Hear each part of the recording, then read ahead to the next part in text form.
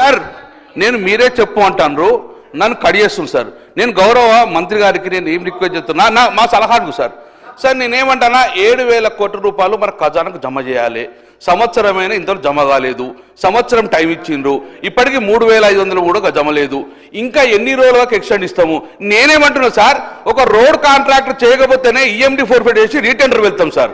అలాగే ఆయన మీద యాక్షన్ తీసుకుంటారా? ఈ యొక్క ఇంట్రెస్ట్ మొత్తాన్ని కూడా ఇమ్మీడియట్ గా యాక్షన్ తీసుకొని మనకి ఏం ఆలోచిస్తారు? కాంట్రాక్టర్ తోటి మళ్ళీ ఆలోచించలేదు. ఈఎండి ఫోర్ఫైట్ చేయండి.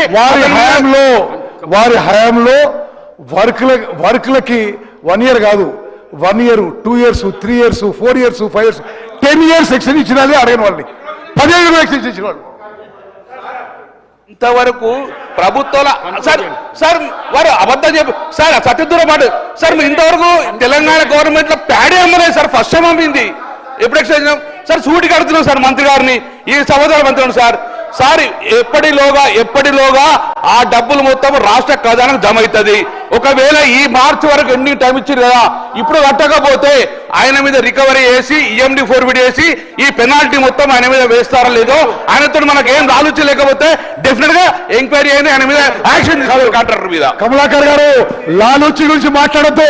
మీరు సివిల్ సప్లైస్ మినిస్టర్, ఏ బాగోతో తెలుసు. ఈ 3,000 మిర్రర్లు ఉత్తమ్ కుమార్ మీద అదే చెప్తాను. మీరు అనవసరంగా ఎక్కువగా మాట్లాడదు.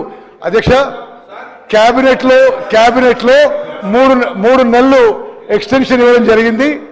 దాంతో ఈ కాంట్రాక్టు టెండర్ మూసేస్తాం.